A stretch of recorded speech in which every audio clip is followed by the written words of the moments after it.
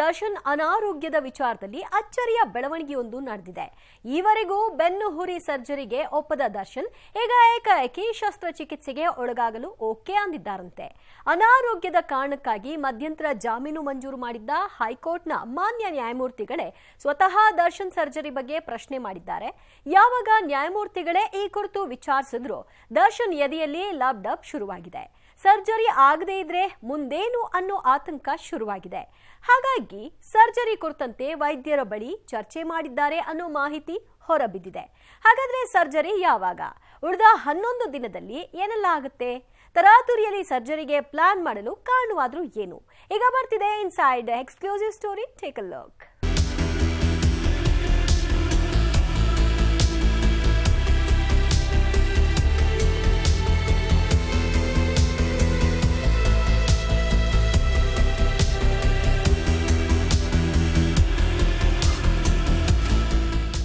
ನಾಟಕವ ಕಾಲಹರಣವ, ಏನಿದು Darshan game plan?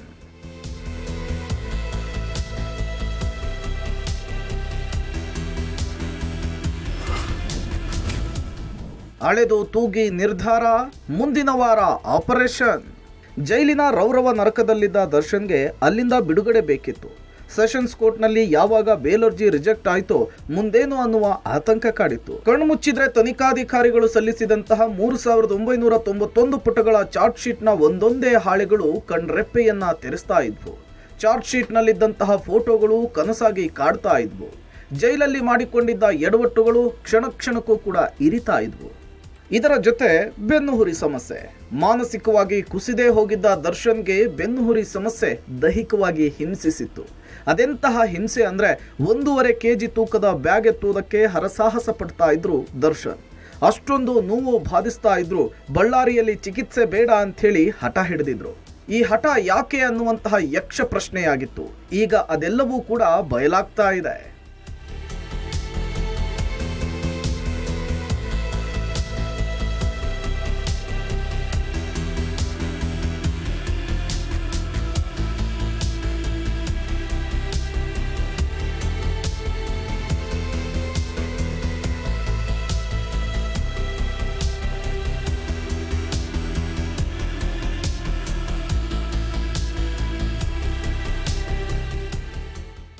ಕೆಳ ನ್ಯಾಯಾಲಯದಲ್ಲಿ ಯಾವಾಗ ಜಾಮೀನು ಅರ್ಜಿ ರಿಜೆಕ್ಟ್ ಆಯ್ತೋ ದರ್ಶನ್ ಮುಂದಿನ ಆಯ್ಕೆ ಹೈಕೋರ್ಟ್. ದರ್ಶನ್ ಮೇಲಿರುವಂತಹ ಆರೋಪಗಳಲ್ಲಿ ಕೆಲವು ಜಾಮೀನು ರಹಿತವಾದವುಗಳು, ಜೊತೆಗೆ ಇನ್ನೊಂದು ಹೈ ಪ್ರೊಫೈಲ್ ಕೇಸ್. ಅಷ್ಟು ಸುಲಭಕ್ಕೆ ಜಾಮೀನು ಸಿಗುವಂತಹದ್ದಲ್ಲ. ದರ್ಶನ್ ಮೇಲಿನ ಆರೋಪ, ಚಾರ್ಜ್ ಶೀಟ್ ನಲ್ಲಿ ಉಲ್ಲೇಖವಾಗಿರುವ ಸಾಕಷ್ಟು ಅಂಶಗಳು ಸೋರಿಕೆಯಾಗಿದ್ವು.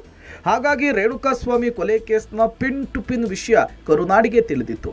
ಜಾಮೀನು ವಿಚಾರದಲ್ಲಿ ಕೊಂಚ ಎಡವಟ್ಟಾದ್ರೂ ಅದು ಚರ್ಚೆಗೆ ಗ್ರಾಸವಾಗುತ್ತೆ ಅನ್ನೋದು ಗೊತ್ತಿರುವಂತಹ ವಿಚಾರ. ಹಾಗಾಗಿ ಜಾಮೀನು ವಿಚಾರದಲ್ಲಿ ಅವಸರ ಇರೋದಿಲ್ಲ ಅನ್ನೋದು ಗೊತ್ತಾಗ್ತಾ ಇದ್ದಂತೆ ದರ್ಶನ್ ಎಳೆದು ತಂದಿದ್ದೆ ತಮ್ಮ ಅನಾರೋಗ್ಯದ ಸಂಗತಿಯನ್ನ. ಬೆನ್ನುಹುರಿ ಸಮಸ್ಯೆಯಿಂದಾಗಿ ದರ್ಶನ್ ಬಳ್ಳಾರಿ ಜೈಲಿನಲ್ಲಿ ಬಳಲಿದ್ರ. ಅದೇ ವಿಚಾರ ಈಗ ಸಾಕಷ್ಟು ಚರ್ಚೆಗೆ ಗ್ರಾಸವಾಗಿದೆ. 50 ಹೆಜ್ಜೆ ನಡೆಯೋದಕ್ಕೂ ತಿಣುಕಾಡ್ತಾ ಇದ್ದ ದರ್ಶನ್ ಬಳ್ಳಾರಿಯ ಜಿಲ್ಲಾಸ್ಪತ್ರೆಯಲ್ಲಿ ಚಿಕಿತ್ಸೆ ಪಡೆಯುವುದಕ್ಕೆ ಹಿಂದೇಟ್ ಹಾಕಿದ್ ಯಾಕೆ ಅನ್ನೋದು ಇವತ್ತಿಗೂ ಯಕ್ಷ ಪ್ರಶ್ನೆ. ಮಧ್ಯಂತರ ಜಾಮೀನು ವಿಚಾರವಾಗಿ ವೈದ್ಯಕೀಯ ವರದಿಯನ್ನ ನ್ಯಾಯಾಲಯ ಕೇಳಿದ ತಕ್ಷಣವೇ ಆಸ್ಪತ್ರೆಗೆ ಹೊರಟು ನಿಂತರು ದರ್ಶನ್. ಇಲ್ಲಿಂದಲೇ ಅನುಮಾನದ ಹುತ್ತ ಬೆಳೀತಾ ಹೋಯ್ತು. ದರ್ಶನ್ ಪರ ವಕೀಲರು ನ್ಯಾಯಾಲಯಕ್ಕೆ ಸಲ್ಲಿಸಿದ ವೈದ್ಯಕೀಯ ವರದಿಯಲ್ಲಿ ಏನಿತ್ತು ಅನ್ನೋದು ಸೀಕ್ರೆಟ್ ಸಂಗತಿ ಏನಲ್ಲ. ದರ್ಶನ್ ತೀವ್ರ ಅನಾರೋಗ್ಯದಿಂದ ಬಳಲ್ತಾ ಇದ್ದಾರೆ, ಅವರಿಗೆ ತುರ್ತು ಸರ್ಜರಿ ಆಗಬೇಕು ಅಂತಿತ್ತು. ಆದ್ರೆ ಈವರೆಗೂ ಸರ್ಜರಿ ಆಗಿಲ್ಲ. ಹಂಗಂತ ನಾವ್ ಹೇಳ್ತಿಲ್ಲ, ಮಾನ್ಯ ನ್ಯಾಯಾಲಯಕ್ಕೆ ದರ್ಶನ್ ಪರ ವಕೀಲರೇ ಹೇಳಿದ್ದಾರೆ. ದರ್ಶನ್ ಸಲ್ಲಿಸಿದಂತಹ ವೈದ್ಯಕೀಯ ವರದಿಯಲ್ಲಿ ಏನಿತ್ತು? ದರ್ಶನ್ ಬೆನ್ನುಹುರಿ ಸಮಸ್ಯೆಯಿಂದ ಬಳಲ್ತಾ ಇದ್ದಾರೆ. L5S1 ನಲ್ಲಿ ಸಮಸ್ಯೆ ಕಾಣಿಸಿಕೊಂಡಿದೆ. ಫಿಸಿಯೋಥೆರಪಿ ಮತ್ತು ಔಷಧಿ ನೀಡಿದ್ರೂ ಕೂಡ ಕಡಿಮೆ ಆಗ್ತಿಲ್ಲ. ಬೆನ್ನುಹುರಿ ಸರ್ಜರಿಯೇ ಇದಕ್ಕೆ ಪರಿಹಾರ. ಸರ್ಜರಿ ಮಾಡದೇ ಇದ್ರೆ ಲಕ್ವ ಹೊಡಿಬಹುದು. ಸರ್ಜರಿ ಮಾಡದೇ ಇದ್ರೆ ಕಿಡ್ನಿ ಸಮಸ್ಯೆ ಆಗಬಹುದು. ಈಗಾಗಲೇ ದರ್ಶನ್ ಒಂದು ಕಾಲು ಸ್ವಲ್ಪ ಸ್ವಾಧೀನ ಕಳೆದುಕೊಂಡಿದೆ. ಬಳ್ಳಾರಿಗಿಂತ ಬೆಂಗಳೂರಿನಲ್ಲಿ ಚಿಕಿತ್ಸೆ ನಡೆಯಲಿ. ದರ್ಶನ್ ಬಯಸುವಂತಹ ಆಸ್ಪತ್ರೆಯಲ್ಲಿ ದಾಖಲಾಗಲಿ. ಬಳ್ಳಾರಿ ಜೈಲಿನಲ್ಲಿದ್ದಾಗ ದರ್ಶನ್ ಅದೆಂತಹ ಪರಿನೋವನ್ನು ಅನುಭವಿಸಿದ್ರು ಅಂಥೇಳಿ ಬಿಡಿಸಿ ಹೇಳಬೇಕಾಗಿಲ್ಲ.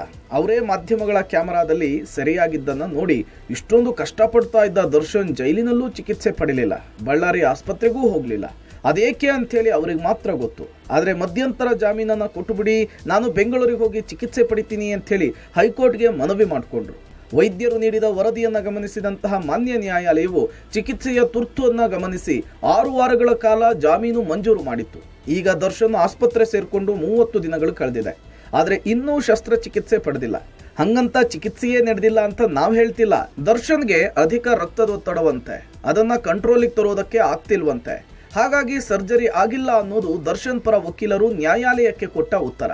ಹಾಗಾದ್ರೆ ಈಗ ಯಾಕೆ ಸರ್ಜರಿ?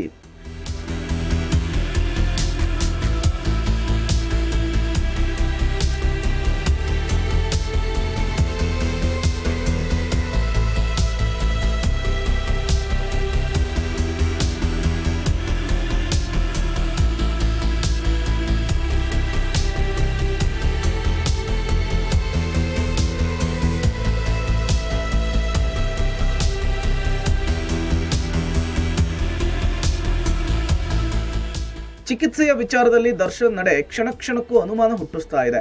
ಮಾನ್ಯ ಹೈಕೋರ್ಟ್ ಯಾವಾಗ ವೈದ್ಯಕೀಯ ವರದಿಯನ್ನ ಕೇಳ್ತೋ ಆಗ ಬಳ್ಳಾರಿ ಜಿಲ್ಲಾಸ್ಪತ್ರೆಗೆ ಹೋಗಿ ಪರೀಕ್ಷೆಯನ್ನ ಮಾಡಿಸ್ಕೊಂಡ್ರು. ಕೋರ್ಟಿಗೆ ತುರ್ತು ಚಿಕಿತ್ಸೆ ಅಂತ ಹೇಳಿ ಬಿಡುಗಡೆ ಆದ್ರು. ಬೆಂಗಳೂರಿಗೆ ಬಂದು 40 ಗಂಟೆಯ ನಂತರ ಆಸ್ಪತ್ರೆ ಸೇರ್ಕೊಂಡ್ರು. ಅಲ್ಲಿಂದ ಈವರೆಗೂ ಯಾವೆಲ್ಲ ಚಿಕಿತ್ಸೆ ನಡೀತಾ ಇದೆಯೋ ಗೊತ್ತಿಲ್ಲ. ಆದರೆ ಯಾವಾಗ ನ್ಯಾಯಾಧೀಶರು ಸರ್ಜರಿಯ ಬಗ್ಗೆ ವಿಚಾರಿಸಿದ್ರು, ಈಗ ಮತ್ತೆ ಸರ್ಜರಿಯ ಮಾತುಗಳು ಕೇಳಿ ಬಂದಿದೆ.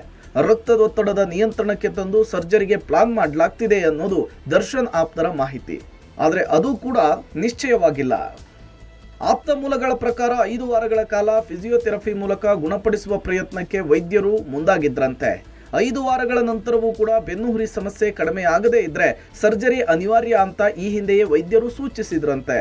ಅದರ ಪ್ರಕಾರ ದರ್ಶನ್ ಕೂಡ ಸರ್ಜರಿಯನ್ನ ಮಾಡಿಸಿಕೊಳ್ಳುವುದಕ್ಕೆ ಮನಸ್ಸು ಮಾಡಿದ್ದಾರೆ ಅನ್ನೋದು ಸದ್ಯಕ್ಕೆ ಸಿಕ್ಕಿರುವ ಮಾಹಿತಿ.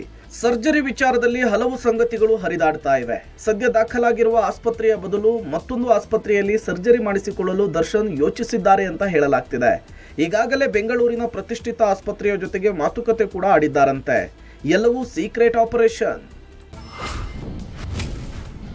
ಸರ್ಜರಿ ಸುಮ್ಮನೆ ಅಲ್ಲ, ಮಾಸ್ ಹೀರೋಗೆ ಆತಂಕ. ನುಂಗಂಗಿಲ್ಲ, ಉಗಳಂಗಿಲ್ಲ, ತೆರಬೇಕು ವೃತ್ತಿ ಬದುಕಿಗೆ ಸುಂಕ. ದರ್ಶನ್ಗೆ ಸರ್ಜರಿ ದೊಡ್ಡ ವಿಷಯನೇ ಅಲ್ಲ.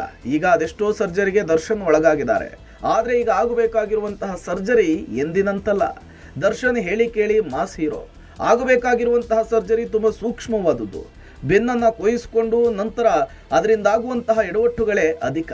ಈ ಸರ್ಜರಿ ವೃತ್ತಿ ಬದುಕಿಗೆ ಭಾರಿ ಪೆಟ್ಟನ್ನು ಕೊಡಲಿದೆ ಅನ್ನುವ ಅಂದಾಜು ದರ್ಶನ್ಗೆ ಸಿಕ್ಕಾಗಿದೆ. ಈ ಕಾರಣದಿಂದಾಗಿಯೇ ಹಿಂದೇಟನ್ನ ಹಾಕ್ತಿದ್ದಾರೆ ಅಂತಾರೆ ದರ್ಶನ್ ಆಪ್ತರು. ಇದು ನಿಜವೂ ಇರಬಹುದು. ಬೆನ್ನುಹುರಿ ಸರ್ಜರಿ ನಂತರ ಮಾಸ್ ಕಥೆಗಳನ್ನು ಒಪ್ಪಿಕೊಳ್ಳುವುದಕ್ಕೆ ಕಷ್ಟ ಆಗಬಹುದು. ಈಗಿನಂತೆ ಹೊಡೆದಾಟದ ದೃಶ್ಯಗಳಲ್ಲಿ ಭಾಗಿಯಾಗುವುದಕ್ಕೆ ಕಷ್ಟ ಕೂಡ ಆಗಬಹುದು. ಈ ಎಲ್ಲ ಲೆಕ್ಕಾಚಾರವೂ ಕೂಡ ದರ್ಶನ್ ಅವರಿಗಿದೆ. ಅದೇನೇ ಇರಲಿ, ಸರ್ಜರಿಗೆ ಒಪ್ಪಿಕೊಳ್ಳದ ದರ್ಶನ್ ಇದೀಗ ಒಪ್ಪಿಕೊಂಡಿದ್ದಾರೆ ಎನ್ನುವಂತಹ ಮಾಹಿತಿ ಹರಿದಾಡ್ತಾ ಇದೆ. ಈ ವಾರದ ಕೊನೆಯಲ್ಲಿ ಅಥವಾ ಮುಂದಿನ ವಾರದ ಮೊದಲಿಗೆ ಸರ್ಜರಿಗೆ ಪ್ಲಾನ್ ಮಾಡಿದ್ದಾರೆ ಎನ್ನುವಂತಹ ಮಾಹಿತಿ ಇದೆ. ಹೆಸರಾಂತ ವೈದ್ಯರ ಜೊತೆಗೆ ಮಾತುಕತೆ ಕೂಡ ಮಾಡಿದ್ದಾರಂತೆ. ಅವರ ಒಪಿನಿಯನ್ ಅನ್ನು ಪಡೆದುಕೊಂಡು ಸರ್ಜರಿಗೆ ಒಳಗಾಗಲಿದ್ದಾರೆ ಅಂತ ಹೇಳಲಾಗ್ತಿದೆ. ದರ್ಶನ್ ಪಕ್ಕಾ ಹಠಮಾರಿ. ಅವ್ರ ಮನಸ್ಸು ಯಾವಾಗ ಹೇಗೆ ಬದಲಾಗುತ್ತೋ ಅವರಿಗೆ ಗೊತ್ತು. ಸರ್ಜರಿ ವಿಚಾರದಲ್ಲಿ ಅವರ ನಿರ್ಧಾರವೇ ಅಂತಿಮ. ಇನ್ನು ಕೆಲವೇ ದಿನಗಳಲ್ಲಿ ಈ ಕುರಿತು ಅಂತಿಮ ನಿರ್ಧಾರ ಹೊರಬರಬಹುದು. ಶರಣು Hulluru, entertainment bureau, public TV.